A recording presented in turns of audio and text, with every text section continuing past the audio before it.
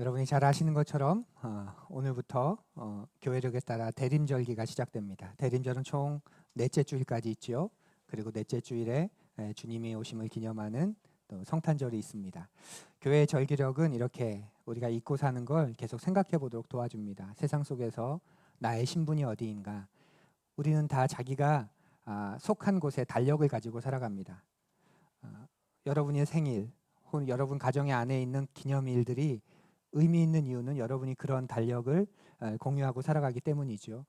이 세상 속에서 우리가 하나님 백성이라는 걸 보여주는 또 가장 중요한 표지가 1년을 예수 그리스도의 오심, 탄생, 고난당하심, 그리고 부활하심, 그리고 다시 오시는 그분을 대신해서 성령께서 오셔서 그 성령 하나님과 동행하는 삶, 이런 것들을 절기의 표현에서 담아내는 그 교회력이 내가 누구인지를 생각해 보게 합니다. 고리타분한 전통이 아니라 그 절기들 속에서 내가 이런 존재이지, 이렇게 살아야지 하는 것을 우리가 몸으로 경험하고 또 표현하는 것입니다. 이 교회의 절개력에 맞추어서 때로는 여러분 삶을 검소하게, 또 때로는 여러분의 삶을 환하고 즐겁게 그렇게 만들며 우리가 같이 걸어가면 참 좋겠습니다. 주님의 오심을 기대하십니까? 예. 물어보면 주님 오셨잖아요 이러신 분도 계신데, 성탄절은 주님이 이미 오신 날을 기념하죠. 그런데 그 주님이 또 다시 오시겠다고 약속하셨기에 또 그 소망을 또 품는 날이기도 합니다. 아마 겨울은 어떤 분들에게는 온천, 첫눈, 저에게는 딸기, 그걸 기대하는 계절인데, 그런 기대감을 가지고 고스란히 주님이 그렇게 우리에게 오시겠구나 하는 그런 마음을 품었으면 좋겠습니다. 대림절 첫 번째 초, 잘 보이지 않으셨죠? 들어올 때 초 4개가 있죠. 사주를 상징하는 그 첫 번째 초에 불이 켜졌습니다. 매주 그렇게 불이 하나씩 켜지는데, 첫 번째 초의 상징은 기다림입니다. 초가 보라색인 이유는 보랏빛은 과거의 왕을 상징했죠. 왕의 도포, 왕이 덮는 망토. 보라색은 왕의 색입니다. 그리고 첫 번째 초는 기다림을 상징합니다. 주님을 이렇게 기다립니다. 그래서 한 주간 주님을 기다리는 그런 마음을 여러분의 삶 속에서 누리시기를 바랍니다. 건강한 사람이나 건강한 사회, 또 건강한 가정, 그리고 건강한 교회, 이런 것들에게는 다 특징이 있을 겁니다. 한 중소기업을 운영하는 대표가 자신의 기업의 목표를 3가지 말하는데, 첫 번째가 되게 인상적이었습니다. 첫 번째 목표가 뭐냐면 행복한 일터라고 했습니다. 직원들이 행복한 일터로 느낄 수 있도록 만들어야 되겠다. 그게 그 회사가 가지고 있는 첫 번째 비전이었다고 그렇게 말했습니다. 굉장히 멋있죠? 매출액 얼마, 세계 몇 대 기업, 기술을 선도하는 목표나 비전은 그런 걸 삼기 쉬운데, 가장 처음으로 행복한 기업, 이 일터에 다니는 사람들이 행복했으면 좋겠다. 그런 마음을 품고 있었습니다. 저는 어떤 가정이든 어떤 공동체든 건강하다면 거기에는 행복이 있을 거라고 생각합니다. 사람들이 거기 있는 게 좋은 거죠. 그래서 건강한 공동체에 속한 사람들은 행복합니다. 이 말을 교회로도 적용할 수 있겠죠. 건강한 교회, 건강한 소그룹, 건강한 가정교회, 그 속에 속한 사람들은 행복합니다. 억지로 가지 않을 거예요. 힘들 때도 분명히 있지만, 가고 싶지 않은 날도 분명히 있겠지만, 그러나 전체적으로 볼 때는 굉장히 행복할 겁니다. 왜냐하면 건강한 공동체 안에는 공통적인 특징들이 있기 때문에 그렇습니다. 그래서 행복을 느끼는 것이고, 어려움 속에서도 무너지지 않는 거죠. 건강한 조직이나 공동체에는 반드시 자신들의 분명한 철학이 있다는 거 아세요? 반대로 분명하고도 위대한 철학이 없는 집단은, 그런 행복한 집단은 굉장히 이상한 집단입니다. 철학이 없는데, 목표가 없는데 마냥 행복하답니다. 꽤 이상한 조직이고 결코 오래가지 않을 겁니다. 건강한 공동체는 숭고하고도 분명한 철학이 있고, 그 철학에 헌신된 사람들, 그 철학이 자신에게 내재화된 사람들이 반드시 있어야 합니다. 쉽게 말하면 분명하고도 숭고한 철학이 있고 그 철학에 헌신하고자 하는 사람들이 있을 때 그 공동체는 굉장히 건강하다고 볼 수 있습니다. 어느 공동체든 리더들이 반드시 있지요. 그런데 건강한 공동체 안의 리더는 어떤 리더이냐면 그 공동체의 철학이 자기 것이 된 리더이겠지요. 그 공동체에 주어진 철학이 자기의 것이 된 사람들입니다. 정리해보면 건강하고 행복한 공동체 안에는 굉장히 훌륭한 철학이 있습니다. 그리고 그 철학이 내재화된 리더가 있습니다. 그리고 그 철학이 대물림됩니다. 그 철학이 당대에 끝나버리면 행복하다고 할 수 있을까요? 가정을 생각해 보십시오. 엄마 아빠가 굉장히 훌륭한 철학을 가지고 있습니다. 교육의 철학, 인생관, 굉장히 훌륭한 인생관을 가지고 있습니다. 근데 그게 아이에게 대물림될 때, 다른 말로 이야기하면 전수될 때 건강한 가정이 되고 행복한 가정이 되겠죠.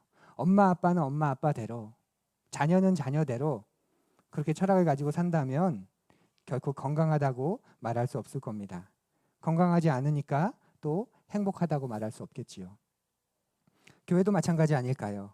이 교회 안에서 여러분 한 사람 한 사람이 건강할 수 있고 그 건강함에서 행복함이 올 수 있는데 그 첫 번째 필요한 건 철학입니다. 그리고 그 철학에 헌신된, 그 철학이 내재화된 중요한 멤버들, 리더들, 그리고 그 철학을 다음 세대에게 전수할 때 우리는 행복하다, 우리 교회는 행복한 교회다, 이렇게 말할 수 있습니다. 그러면 우리 교회 철학이 뭘까요? 해마다 사무총회록에 적어 놓는데 아마 유심히 안 보셨을 거예요. 저도 아직은 설명할 때가 아닌 것 같아서 그렇게 설명하진 않았지만, 자, 우리 교회의 철학 한번 읽어볼까요? 앞을 보면 읽어보시죠. 푸른 교회는 보여주며 영원한 삶을 소망하는 공동체이다. 네, 이게 우리 교회의 철학입니다. 조금씩 가다듬어질 수 있고 중요한 단어들이 좀 바뀔 수 있고 조금씩 더 입에 있게 그게 세련된 문장으로 바뀔 수는 있지만 우리 교회는 이런 철학을 가지고 이런 목적을 가지고 세워졌고 나아가고 있습니다. 이 땅에 하나님이 세우신 하나님 나라를 보여주며 영원한 삶을 소망하는 공동체이다. 이 땅이라는 말에는 우리가 세상을 향한 관심을 가지고 있다는 의미가 담겨 있습니다. 그러니까 세상은 우리에게 그저 떠나야 될 곳이 아니라는 거죠. 이 세상에 머무는 동안 영혼을 향한 마음을 잃지 않겠다는 마음입니다. 깨어진 삶을 살고 하나님을 갈망하는 사람들이 이 세상에 있는데 주님께서는 그들을 찾아서 구원하고 싶어 하시는데 우리가 그 일의 동역자가 되어서 그 일을 함께 행하고 예수 그리스도를 구주로 삼은 이들이 더 이상 이 땅의 방식으로 살지 않고 하나님 나라 백성답게 살아가도록 공동체적으로 보여주는 소망이 있습니다. 하나님이 세우신 하나님 나라, 이 말 안에는 하나님은 무엇을 세우셨냐면 기독교 국가, 기독교 왕국, 기독교 정부, 기독교 정당, 기독교 기업을 세우고 싶어 하시는 게 아니라 우리는 하나님이 세우신 하나님 나라의 가장 첫 단위가 가정이라고 믿습니다. 각 가정이 하나님 나라 복음으로 온전해지고 그런 가정들이 모여서 하나의 가정교회를 이루는 것을 기대합니다. 말하자면 가정이 가정을 낳는 거지요. 교회를 개척해 보니 더 분명히 알겠습니다. 사람이 교회를 세우는 게 아니라 교회가 교회를 세운다는 마음입니다. 여러분에게는 별 의미 없는 그런 교회이지만 우리 강서구에 있는 큰나무 교회가 지금 현재도 우리 교회에는 굉장히 의미 있는 교회입니다. 계속 후원해주고 있고 또 제가 살고 있는 사택이 큰나무 교회에서 제공해준 사택에 지금 머물고 있습니다. 그러니까 교회가 교회를 세워줄 때 좀 더 온전해질 수 있고 시행착오를 줄일 수 있고 더 이렇게 힘을 얻으면서 갈 수 있는 것이지요. 한 개인이 한 개인을 전도하고 복음을 전해서 그리스도인으로 살아가도록 막 힘써주기보다는 한 가정이 한 가정을 낳고 그 가정의 모습 안에서 한 개인으로, 남편으로, 아버지로, 또 사회인으로, 자녀로 그렇게 성장할 수 있도록 도와주는 것, 저는 이것이 하나님 나라의 가장 아름다운 모습이라고 생각합니다. 그것을 보여준다는 말에는 이 푸른 교회와 또 우리가 속하게 될 우리 소그룹이 가정교회가 그것을 함께 연결되고 연합하고 또 격려하고 지지하면서 협력한다는 의미가 들어있고, 영원한 삶을 소망한다는 말에는 우리는 예수 그리스도의 다시 오심을 믿는다는 신앙 고백이 들어있습니다. 우리는 그 완전한 소망이 이루어짐을 고대하는 거죠. 그래서 우리가 드리는 예배는 우리가 그 영원한 하나님 나라의 백성임을 이 땅에 드러내는 가장 강력한 표지인 동시에 다시 오시는 주님을 고대하며 힘과 소망을 얻는 시간입니다. 이것이 우리 교회의 철학입니다. 마음에 드시면 좋겠고요. 마음에 들지 않으시면 네, 뭐 어떡하겠습니까? 예. 그리고 이것을 이루고 전수하기 위해서 우리가 좀 더 현실적으로 무엇을 할 수 있을까? 그래서 그 철학에 근거한 구체적인 방법들이 5가지의 중심 가치입니다. 그 철학을 이루기 위해서 우리는 5가지 중심, 핵심 가치가 있습니다. 첫 번째는 진실한 공동체를 이루는 거죠. 공동체가 해체되고 있는 이 세상에서 복음으로 치유와 회복이 이루어지고 사랑으로 이웃을 섬기는 그런 진실한 공동체를 세우기를 원합니다. 그 중심에 가정교회가 있는 것이고 가교 모임이 있는 것이고 우리 연합교회가 있는 것입니다. 그러면 그 진실한 공동체는 어떻게 이룰 수 있을까? 우리 개개인이 균형 있는 성장을 이루는 만큼 진실한 공동체가 되어가겠지요. 여기서 균형 있다는 말은 하나님과의 관계, 자신과의 관계, 다른 사람과의 관계, 세상과의 관계가 골고루 균형 있게 성숙하고 성장한다는 의미입니다. 신앙이라 그래서 하나님과의 관계만 신실해지고 돈독해지고 세상, 다른 사람은 관심도 없는 그것은 잘못된 신앙이죠. 하나님이 성경에서 말씀하신 신앙이 아닙니다. 또는 하나님과의 관계는 거의 없고 1년에 성경 한두 장 읽을까 말까 하면서 세상을 향해서는 열심히 움직이는 그것 역시도 거룩하다 할 수 없습니다. 사회운동가 정도밖에 되지 않는 거지요. 또 우리의 신앙이 하나님과의 관계, 자신과의 관계 이건 굉장히 깊은데 내 가정 정도에서만 딱 머물고 다른 이에 대한 세상에 대한 관심은 없다면 그 신앙은 자기만족의 신앙으로 머물 수밖에 또 없습니다. 그래서 균형 있는 성장이란 이 관계 속에서 하나님과 나 자신과 다른 사람과 세상과의 관계 속에서 계속 발전해가고 깊어져 간다는 뜻이지요. 그것의 성장과 성숙을 경험하는 만큼 공동체는 더 깊어지고 더 견고해지고 더 온전해져 갈 겁니다. 그렇게 성장과 성숙을 하게 되면 어떤 일이 생길까요? 성장과 성숙을 하게 되면 변화가 생기겠지요. 그것이 안팎의 변혁입니다. 안으로는 우리가 성장과 성숙하게 될 때, 균형 잡힌 성장을 이루게 될 때 우리 안으로는 내적인 변화가 있게 되고 나의 내적인 변화, 공동체 안의 내적인 변화, 그리고 밖으로는 사회와 문화와 역사 속에서 우리가 할 수 있는 일을 조금이라도 감당하고 싶은 또 감당해야 하는 그런 부채감, 의무감이 생기게 됩니다. 하나님 만드신 세상인데 하나님이 사랑하는 사람들인데 그런 마음 속에서 그런 마음이 자연스럽게 생기게 됩니다. 그런 변화를 이끌게 됩니다. 균형 있는 성장을 하게 되면 저는 여러분들이 나는 푸른이니까 내가 푸른인데 하는 그런 말을 하면서 평생을 사셨으면 좋겠습니다. 저에게는 그런 표현이 많습니다. 뭐 식사 자리나 아니면 다른 사람들과 교제한 자리에서 뭐 일회용품을 써야 될 때 거절하면서 왜 그러세요? 그러면 우리 교회가 푸른 교회인데 우리 교회 이름이 푸른 교회인데 제가 이런 것까지 쓰는 건 안 어울린다고 생각합니다. 그런 건강한 자존감, 건강한 자아상이 여러분에게 있으면 참 좋겠습니다. 그런 속에서 우리 교회가 찾는 이 중심으로 가야 하겠지요. 하나님 나라를 보여주는 역할을 해야 되니까. 교인 중심보다는 인생에 대한 진지한 질문을 던지면서 답을 구하는 그런 찾는 일을 섬기는 교회 공동체를 추구하려고 합니다. 오해는 마십시오. 찾는 일 중심이니까 기존 신자는 필요 없다. 구원받는 새로운 사람들만 중요하다. 그런 의미가 아닙니다. 찾는 일을 향한 배려가 있는 교회가 되어야 된다는 말이죠. 그래서 예배 가운데 그 사람들을 배려하기 위해서 혹시 예배에 처음 나오는 신앙을 가지고 있지 않는 그런 사람들이 예배에 나왔을 때 소외감을 느끼지 않도록 좀 편안한 분위기에서 진지한 속에서 인생의 의미를 찾아가도록 좀 배려해주고 싶은 마음에 우리의 예배 순서가 짜여져 있습니다. 시를 읽거나 또 거둠의 기도를 보면서 나와 같은 똑같은 인생의 고민을 하는데 이렇게 할 거예요 하는 그들의 고백을 보면서 자신의 삶을 한번 성찰해보고 또 헌금이 교회 예배를 드리는 장벽이 되지 않도록 하나님을 만나는 장벽이 되지 않도록 순서에서 아예 빠지고 오히려 그런 것보다 더 중요한 게 나 자신의 고백, 나 자신의 생각이 하나님이 정말 중요하게 여기는구나 하면서 거둠의 기도가 예배의 중간에 핵심적인 위치를 차지하고 있고 또 책 읽는 오후 예배, 또 영화가 있는 예배, 성찬식도 모든 이를 위한 성찬식, 또 어린이와 청소년을 위한 기독교 변증 이런 것들을 계속 해나가는 이유가 교회 안에서 그런 것들이 어떤 교회 안에 전통적으로 해오던 것들이 하나님을 만나는 일 앞에서 장벽이 되지 않았으면 좋겠다. 그런 마음 속에서 해나가고 있는 것입니다. 지금 3년째 우리가 이렇게 예배 순서를 예배 드리고 있는데 내년에는 예배가 아마 많이 달라질 겁니다. 순서가. 여러분이 보시기에 이렇게 예배 드려도 될까? 빠지는 것들이 많이 있고 굉장히 간소화될 거예요.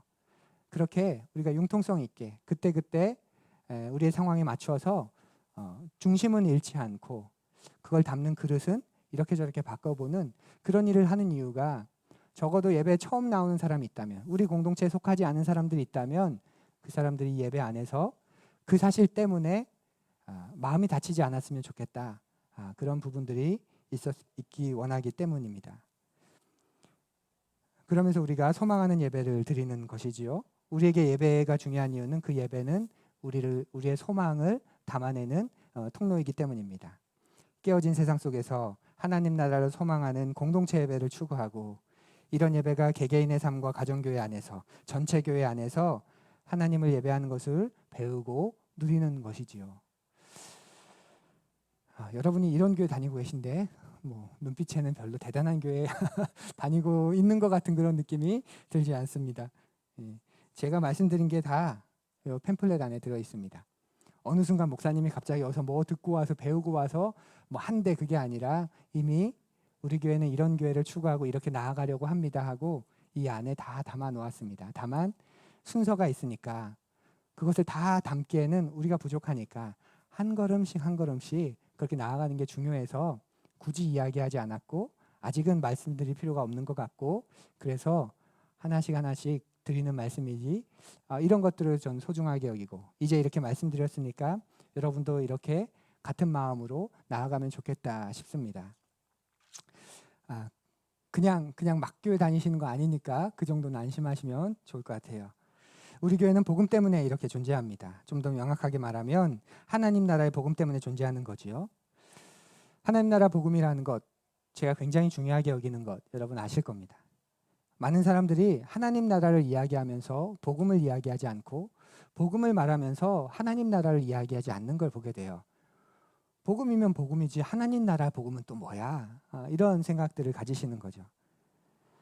하나님 나라에서 가장 중요한 게 뭘까요? 우리가 하나님 나라를 말할 때 가장 중요한 것 다스림이죠. 그분이 주인이시다. 그분이 통치하시는 거다. 근데 그 하나님이 뭘 통치하시나요? 그리스도인만이 아니라 넌 크리스천들도 모든 사람들을 다스리십니다. 교회만 통치하시는 게 아니라 온 우주 만물을 다 통치하십니다.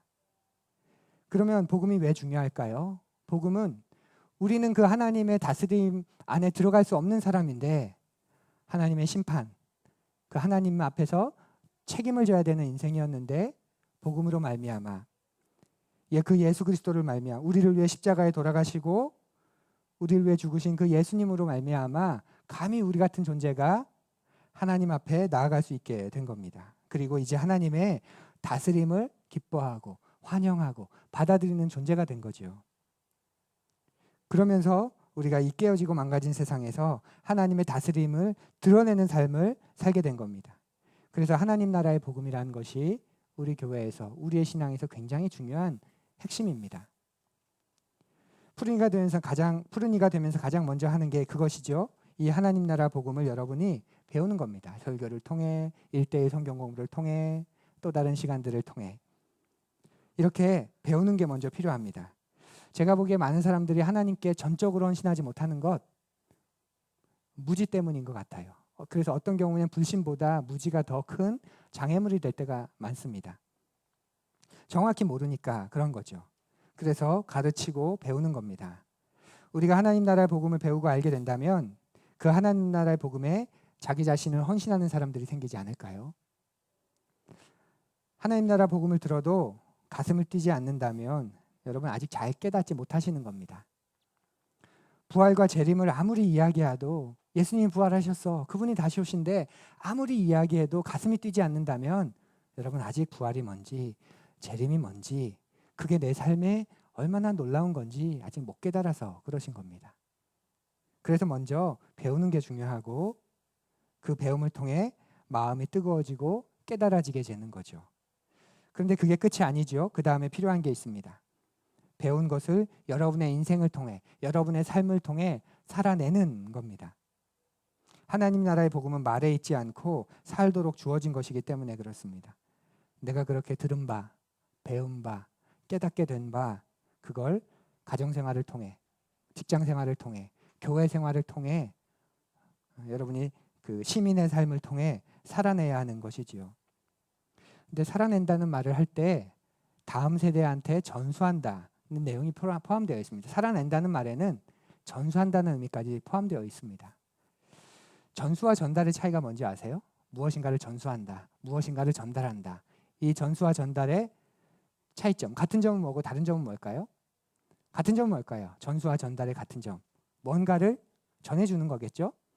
무형의 어떤 철학, 사상, 가치 혹은 유형의 어떤 물건, 그것이 유형이건 무형이건 무언가를 전해주는 것, 그게 전수이고 전달입니다. 근데 가장 큰 차이점은 뭘까요? 전수와 전달의. 전달은 비인격적인 관계에서도 가능하지만 전수는 반드시 인격적인 관계에서만 이루어집니다. 전달은 가져다 주기만 하면 끝입니다. 그가 받았든지 못 받았든지 크게 상관없습니다. 문 앞에라도 두고 오면 끝입니다.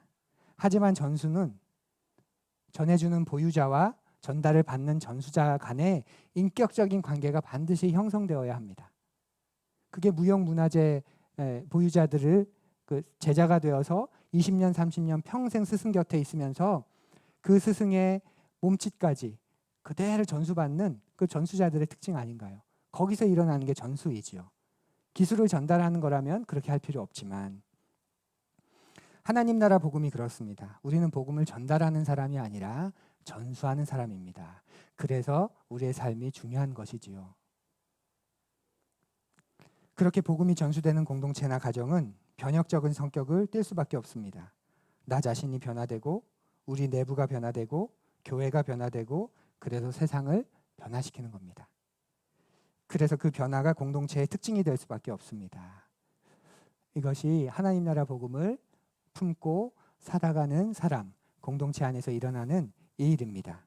이런 철학이 여러분과 저에게 분명하게 자리 잡을 때 우리의 목적, 내 삶의 목적과 비전도 분명해지지 않을까요? 그런데 이런 목적과 비전을 위해서 이제 우리에게 필요한 일은 뭘까요? 이런 비전과 목적을 가진 우리가 서로 교제하고 양육하고 예배하고 사역하는 일이 필요하겠죠. 그것이 우리가 세우려는 가교, 가정교회의 중요한 모습입니다. 가교는 무엇을 하는 곳이냐면 서로가 함께 이 땅에 세우신 하나님의 나라를 보여주며 영원한 삶을 소망하는 공동체로 살기 위해서 우리가 함께 교제하고 양육하고 예배하고 사역을 하는 곳, 그것이 바로 가교 공동체입니다. 한번 앞을 보면 읽어볼까요? 우리가 추구하는 가정교회는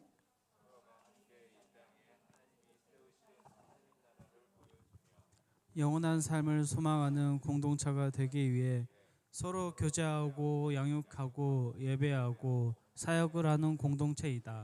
뭐 특별한 거 아닙니다. 우리의 목표가 이건데 이걸 하기 위해서 우리가 서로 교제하고 서로 양육하고 서로 예배하고 서로 사역을 함께하는 그런 모임, 그런 공동체, 그게 바로 가교입니다.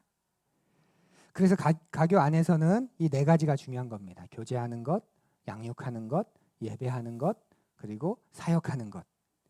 그리고 이것을 위해 실제적으로 헌신을 해야 되겠지요. 가교 모임 합니다. 그렇게 시작하는 건 별로 어렵지 않습니다.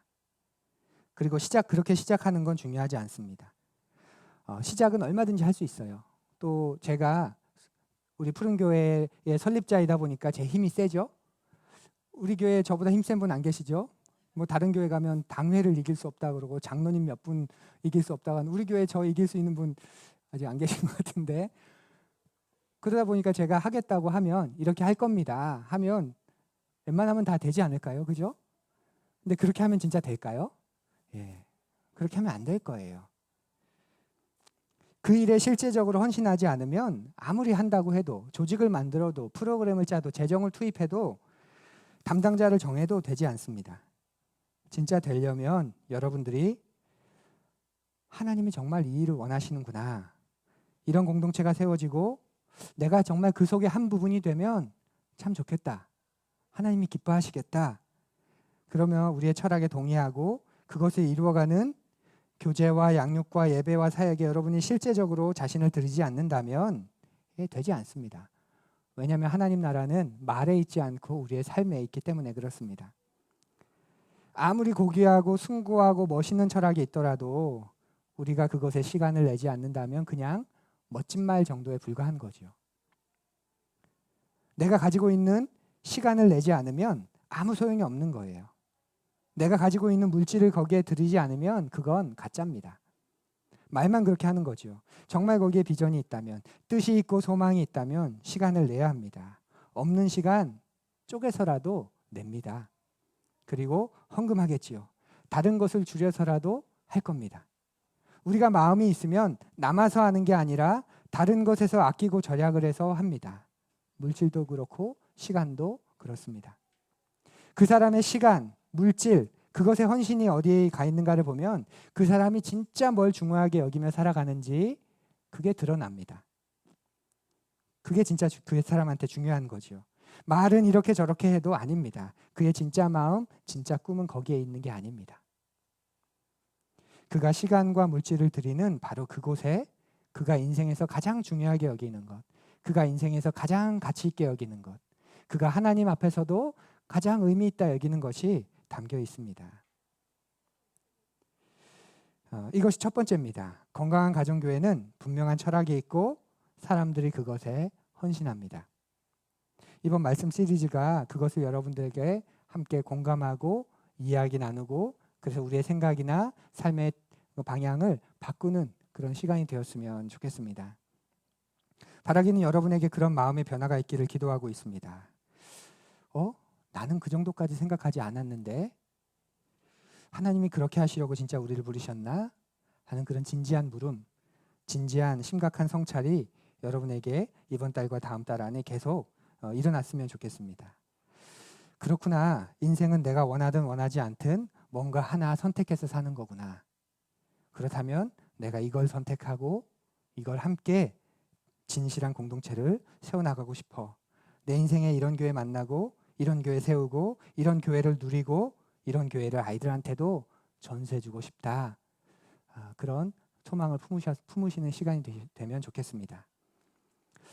이렇게 가교 모임 안에서 가정교회 안에서 일어나는 4가지 일을 좀 더 말씀드리려고 하는데요. 오늘은 그 가운데 교제에 대한 이야기만 좀 살펴보려고 해요. 오늘날 많은 사람들이 생각하는 교제는 굉장히 피상적입니다. 이 가교 모임 안에서 교제가 일어나야 하는데 굉장히 피상적입니다. 커피 한 잔 마시면서 재미있게 이야기하는 걸 교제라고 생각합니다. 성경에서 이야기하는 교제는 그 수준을 넘어서요. 성경에서 교제했다는 말이 나올까요? 안 나올까요? 네. 들어보셨죠? 네, 많이 나옵니다. 몇 구절만 한번 살펴볼까요? 사도행전 2장 42절 말씀 우리 함께 읽어보지요. 저희가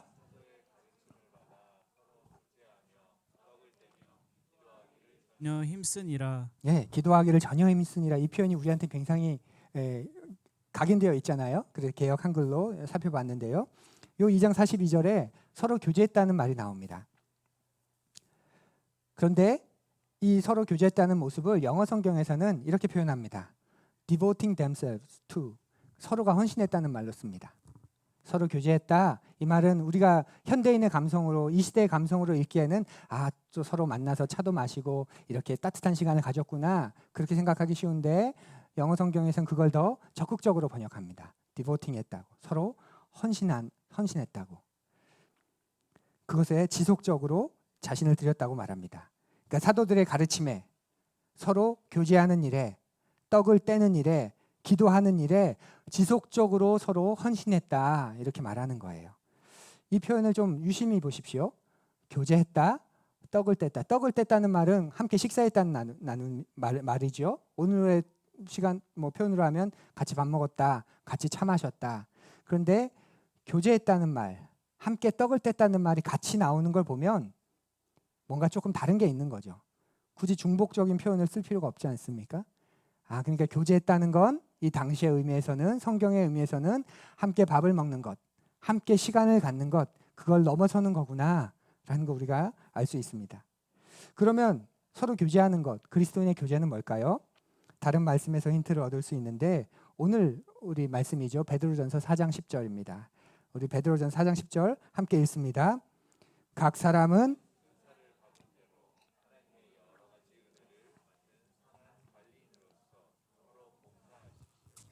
서로 교제한다는 건, 그리스도인의 교제는 서로 봉사한다는 그런 의미가 담겨 있습니다. 이것을 영어 성경에서는 build each other, edify each other 그렇게 말합니다. 많이 다르죠? 교제한다는 말이 서로를 세운다, build, edify한다, 건축한다 이런 말로 봉사하고 번역되고 있습니다. 명확해지죠. 교제는 서로를 빌드해주는, 건축해주는, 서로를 세워주는 그것이 그리스도인의 교제입니다. 다른 곳에서도 한 번 더 확인해 보면 로마서 14장 19절입니다. 이 말씀도 우리 함께 읽지요. 그러므로 우리는 서로 화평을 도모하는 일과 서로 덕을 세우는 일에 힘을 씁니다. 서로 덕을 세우는 것, 이것이 그리스도인의 교제입니다. 똑같은 표현입니다. build each other, mutual edification. 다 같은 의미로 교제는 서로를 세우는 것이라고 말합니다. 여러분이 만나서 커피를 마시고 식사를 하고 운동을 하고 풋살을 하고 그렇게 하는 이유는, 그렇게 이야기를 나누고 교제를 하는 궁극적인 목적이 뭐냐면 여러분이 서로를 세우는 것, 서로가 세워지는 이유 때문에 그렇습니다. 우리가 매주 만나서 왜 식사를 하고 차를 마시고 한 주의 삶을 이야기하고 왜 그럴까요? 오늘 말씀에서 다른 건 잊어도 이것만큼은 잊지 않으셨으면 좋겠어요. 이것만큼 꼭 붙잡으시면 좋겠습니다. 그러면 그리스도인의 교제가, 가교 모임이, 우리 공동체가 얼마나 소중한 것인지, 얼마나 필요한 것인지를 여러분이 느끼고 공감하실 거라고 생각합니다. 그리스도인의 교제 안에서는 세 가지 일치가 일어납니다. 세 가지 일치. 사회심리학의 개념을 빌려서 이야기를 좀 해보면, 그림으로 설명을 한번 드려보죠. 이런 사람이 있습니다. 이런 나가 있는데 그리스도가 계시고 한 사람이 있는데 그리스도와 그와의 관계가 없습니다. 아무 관계가 없는, 떨어져 있는 거예요. 그리스도와 아무 관계가 없는 거예요. 이런 사람은 어떤 사람일까요? 넌 크리스찬이겠죠. 우리가 흔히 말하는 불신자. 근데 불신자라는 표현은 그 상대방한테 굉장히 거북스러운 말이죠. 뭔데 자꾸 나보고 불신자라고 그러고, 자기는 신자라고 그러고 나는 그걸 믿지 않는, 굉장히 그 표현을 거북하게 여깁니다. 그래서 찾느니 정도, 전 되게 좋은 것 같아요. 우리는 찾으니, 그 사람들은 찾고 있는, 찾느니. 영어로는 seeker, 구도자, 한때 그렇게도 표현 많이 했죠. 그래서 넌 크리스찬, 찾느니, 그런 표현은 괜찮지만 불신자, 불신의 시대에 불신의 삶을 살아가는 그런 순간 이미 딱 마음이 다쳐요. 굳이 그렇게 부르지 않아도 그들 삶이 그리스도가 필요하다는 거 우리가 얼마든지 인정할 수 있습니다. 넌 크리스찬이겠죠? 그런데 이렇게 된 사람이 있겠죠? 이제 그리스도와 만남이 생긴, 관계가 생긴 사람. 어떤 사람일까요? 그리스도를 향해서 진지한 관심을 갖고 이제 고민하면서 알아보는 찾는 이나, 아니면 이제 막 예수 그리스도를 영접한, 그래서 신앙의 삶을 이제 살아가는 초신자 정도가 되겠죠. 이건 어떤 사람일까요? 이제 그리스도 안으로 점점 들어가기 시작하는 사람들입니다. 어떤 사람이죠? 여러분이죠, 여러분. 그리스도 안으로 점점 들어가는 것, 그게 우리의 성장의 삶입니다. 우리가 다 이렇게 처음엔 그리스도와 상관없이 이렇게 살아가다가 그리스도를 우리의 삶 속에서 만나게 되었고, 이제 점점 그 그리스도 안으로, 그분을 닮아가는 삶으로 우리가 살아가고 있는 존재입니다. 그래서 마지막에 우리에게서 그리스도의 모습이 더 온전하게 나타나고 이루어지는 것, 그게 우리의 소망, 우리의 야망입니다. 그렇죠? 이것이 사람이 세워진다는 뜻입니다. 여러분에게 이런 비전이 있으시길 바랍니다. 삶의 목적이 뭐예요? 넌 왜 사니? 그러면 내 삶의 목적은 그리스도를 닮아가는 거예요. 나를 통해 예수님이 보여지는 것, 그게 내 삶의 이유야. 우리가 그렇게 이야기하면 좋겠습니다. 그래서 50이 되고 60이 되고 70이쯤이 되면 그리스도를 더 많이 닮아 있는 것, 그걸 소망하고 고대하는 것이지요. 그리고 이걸 도와주는 게 바로 그리스도인의 교제입니다. 이해하시죠? 그러면 우리 교제 속에서 어떤 일들이 일어나야 되는지 좀 이제 요걸 기본으로 살펴보면요. 이렇게 두 사람이 있습니다. 그리스도 안으로 들어가기 시작한 우리들이죠. 이렇게 두 사람이 있습니다. 이렇게 두 사람이 교제하면서 가장 먼저 일어나야 되는 일은 뭘까요? 가장 먼저 바로 그리스도 밖에 있는 나의 모습. 아직 그리스도로 온전해지지 못한 여전히 그리스도 밖에 있는 나의 모습. 그것에 대한 일치가 있어야 되겠죠. 이걸 뭐 편의상 제1의 일치라고 불러보면 우리가 인간으로서 가지고 있는 약함, 뭐 악함, 또 우리가 겪고 있는 고통에 대한 동일시, 일치입니다. 너무 어렵게 말씀드렸지만 이건 신세타령할 수 있는 관계라는 거죠. 너도 죄인이고 나도 죄인이야. 너 약하지? 나도 약해. 정말 힘들고 사는구나. 근데 나도 정말 힘들게 살아가고 있어. 이게 우리의 모습이구나. 이런 일치가 있어야 되는 것이죠. 이 세상에서는 이게 어디서 일어날까요? 이 세상에서는 그리스도 밖에 있는 나에 대한 일치가 어디서 일어날까요? 술자리에서 일어나죠. 그렇죠? 술의 힘과 용기를 빌려서 방어 기제가 내려가면서 자기의 속을 다 이야기하지 않습니까? 술김에 하는 말인 거 뻔히 알면서도 사람들이 왜 그걸 좋아하죠? 통하길 원해서죠. 뭔가를 통하길 원한. 그러면서 술자리 안에서 너나 나나 힘들구나. 너나 나나 정말 어렵게 살아가는구나. 그렇게 통합니다. 그러면서 놀랍게도 힘을 얻습니다. 나만 그런 게 아니구나. 야, 인생 다 이런 거야. 그러면서 서로 힘을 얻습니다. 그게 사람의 본능이에요. 근데 교회에서 보면 이 첫 번째 일치가 잘 일어나지 않고 없습니다. 왜냐하면 나이스 가이들만 모인 곳이기 때문에. 그래서 많은 사람들이 이것 없이 교제의 다음 수준으로 넘어가 버리죠. 그러다 보니까 어떤 일이 생기죠? 피상적인 교제. 가면을 쓴 상태로 만나는 교제가 일어나게 됩니다. 건강하게 사람을 서로를 세우기 위해서는 우리 두 사람 사이에 이런 약함이 있다는 걸, 이런 허물이 있다는 걸, 이런 부끄러운 모습들이 있다는 걸 너만 가진 거 아니야. 나도 그게 있어. 이런 일치가 일어나야 하는 거죠. 풍삼초나 풍삼기 1대1 하면서 그런 일이 종종 일어납니다. 안타깝게도 어떤 분은 여전히 자기에 대한 이야기를 잘 안 해요. 다른 사람에 대한 이야기, 어떤 질문을 던져보면 자기에게보다는 다른 사람들에 대한 이야기를 많이 해서 제 마음에 많이 또 기도가 많이 되는 분도 계시지만 어느 순간 자기와 관련된 슬프고도 고통스러운 일을 이야기하는 분도 계십니다. 제가 목사님한테 이런 이야기까지 하게 되네요. 아무한테도 이야기한 적 없는 건데 목사님한테 처음 얘기해요. 저한테는 이런 아픔이, 이런 일이, 이런 과거가 있습니다. 조심스럽게 굉장히 떨면서 이야기합니다. 그러고 나면 그 부분에 관해서는 조금은 자유스러워지는 모습을 봅니다. 그리고 저와의 관계에서도 안전하구나 하는 그런 안정감을 그분이 느끼세요.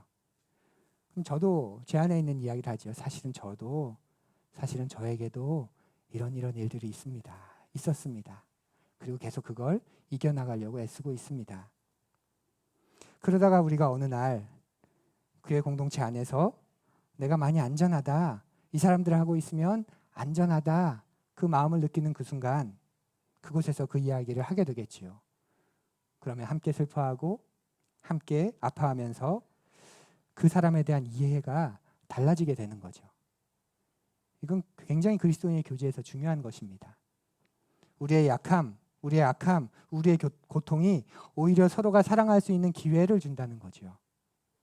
완전해 보이는 사람에게는 가까이 가기 싫지만 고통과 아픔을 겪었던 사람에게는 가까이 가고 싶어집니다. 그렇지 않으세요? 잘생겨서 부담스럽죠? 근데 흰머리도 좀 보이고 뭔가 좀 그러면 점점 가까이 가고 싶지 않아요. 양복을 입고 있으면 가까이 오기 싫으실 거예요. 근데 가볍게 입고 싶으면 왠지 편하게 다가오고 싶지 않으세요? 인생을 살다 보면 우리는 반드시 상처가 있기 마련입니다. 그리고 그걸 나눌 수 있어야 합니다. 이게 첫 번째 일치입니다. 첫 번째 그리스도인의 교제에서 일어나야 하는 일. 그런데 이걸로 끝나면 안 되죠. 왜냐하면 우리의 교제는 신세 타령이 아니니까. 그리스도인의 교제는 신세 타령을 넘어서야 합니다. 그래서 편의상 그걸 제2의 일치라고 부르면 제2의 일치는 이렇게 내 속에 당신 속에 있는 그리스도가 계시다는 걸 서로 보게 되는 일치입니다. 정말 아프고 힘들었는데 그리스도가 계셔서 포기할 수 없었어. 네 속에도 그리스도가 계시잖아. 그분이 널 포기하지 않으실 거야. 힘을 내. 너도 포기하지 않으면 좋겠어. 이렇게 말하는 게 두 번째 일치이지요. 이게 그리스도인의 교제에서 일어난 파워풀한 힘 아닙니까? 그런데 자기 속을 나눈다고 나누는데 그래서 슬프기도 하고 같이 아파하는데 매번 모일 때마다 시어머니하고 싸운 거, 남편하고 싸운 거, 며느리하고 싸운 거, 성적이 안 오르는 자녀 이야기 이것만 한다고 생각해 보십시오. 지겨워지겠죠. 나중에 어떤 일이 생길까요? 또 저 얘기야. 우리 그런 마음이 생기지 않을까요? 왜 그렇게 될까요? 그런 이야기들 속에서 우리 속에 계신 그리스도에게 집중하지 않고 겪고 있는 어려움과 불편함에 대해서만 이야기하니까 그건 그리스도인의 교제가 아니라 신세 타령이 계속 머무르고 있는 것이고 듣다 보니 계속 힘이 드는 거지요. 그래서 두 번째 일치가 중요한 겁니다. 이런 상황 속에서도 내 속에 그리스도가 계시다. 너의 속에 그리스도가 계시다. 우리 속에 그리스도가 일하고 있다. 그리고 보니 그 과거의 삶 속에서 이런 일 속에서도 우리가 이겨냈고 그리스도께서 함께 하셨다 하는 그 그리스도를 보는 거죠. 이게 두 번째 일치감입니다. 그리고 이런 두 번째 일치감을 우리가 가지게 되면 이제 공동체 안에서 또 다른 일치, 제3의 일치로 나아가게 됩니다. 우리 각자가 그리스도를 닮아가야 한다라는 일치감인 거죠. 고통과 아픔이 있지만 우리 속에 그리스도가 계시니까 이제 그 그리스도께 함께 나아가자 하는 동일시, 일치감인 거죠. 그분을 점점 닮아가자는 겁니다. 단순히 그분이 계시니까 포기하지 말고 힘을 내자는 걸 넘어서서 이런 속에서도 닮아가고 그분의 뜻을 우리가 이루어가자 하는 일치감입니다. 함께 결단하고 그 생명 속에 거하자고 그 뜻에 우리를 드리자고 서로를 세워가는 것이지요. 이것이 세 번째 일치입니다. 이것이 성경이 말하는 그리스도의 교제입니다. Build each other, edify each other. 서로를 세워주라는 것. 차 한 잔 마시고 밥 한 끼 먹고 힘들겠구나, 힘내.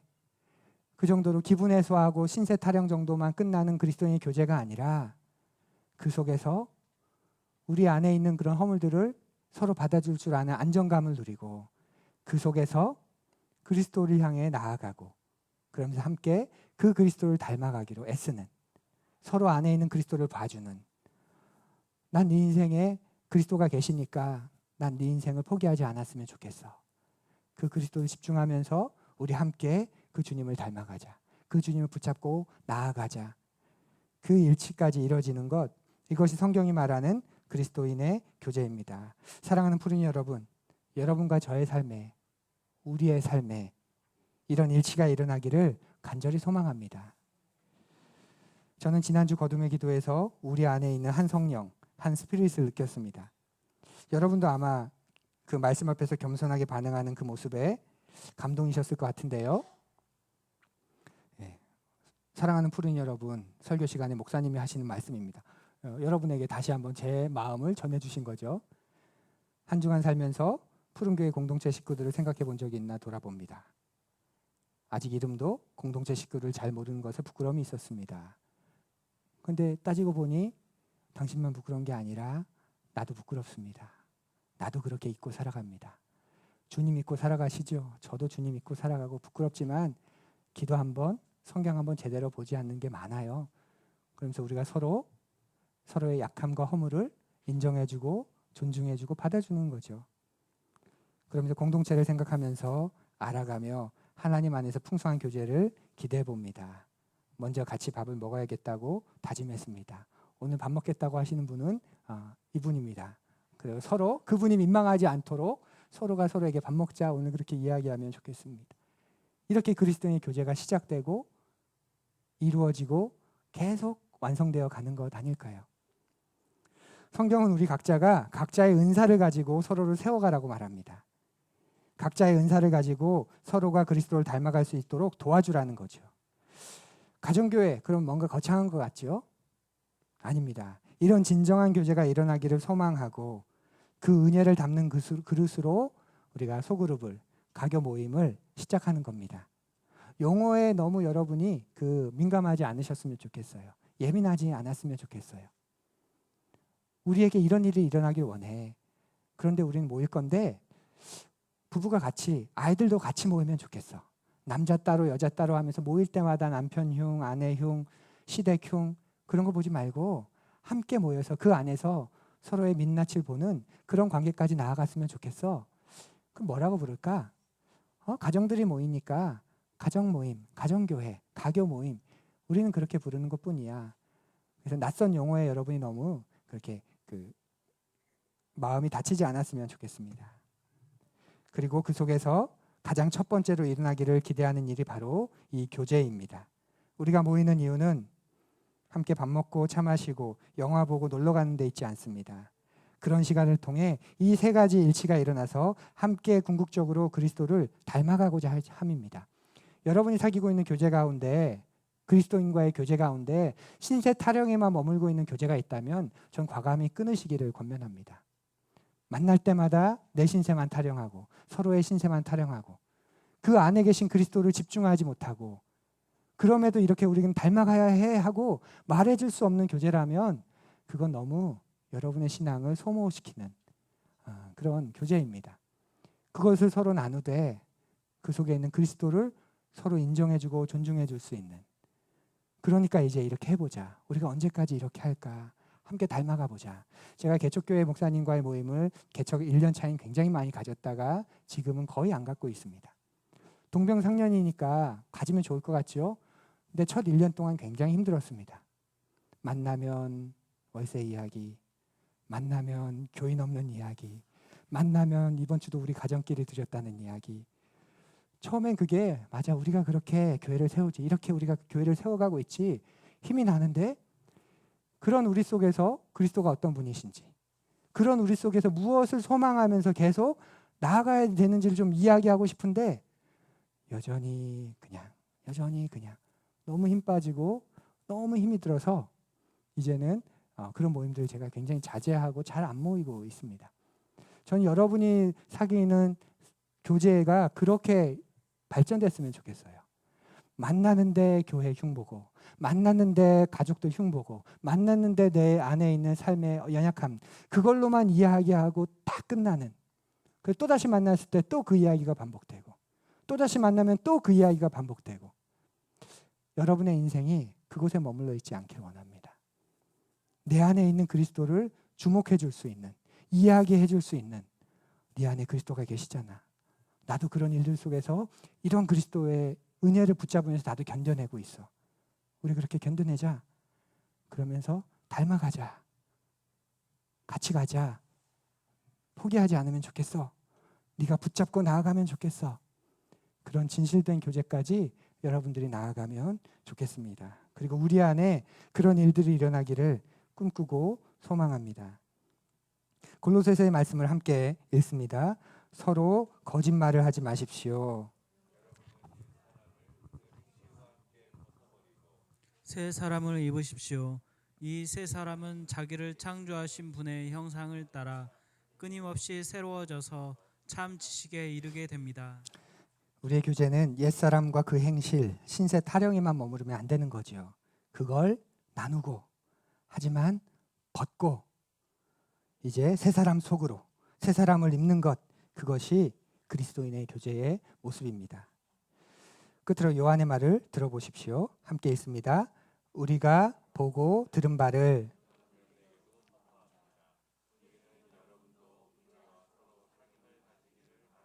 입니다. 우리의 사귐은 아버지와 또 그의 아들 예수 그리스도와 함께하는 사귐입니다. 여기 사귐이라는 말 여러분 아실 겁니다. 코이노니아라는 말입니다. 사귐이라는 말이 나오는데 우리의 사귐은 아까 그림으로 본 것처럼 사람과의 사귐만, 우리끼리만의 사귐이 아니라 아버지와 그 아들 예수와의 사귐 속으로, 예수 그리스도의 사귐 속으로 들어가는 것입니다. 여러분과 저에게, 그리고 우리가 상상하고 그려보는 그 가교 안에서 이런 일들이 일어나기를 간절히 고대합니다. 그 일에 공감하고 실제적으로 헌신한다면 여러분에게도 이런 놀라운 일이, 이런 멋진 일이 일어날 것입니다.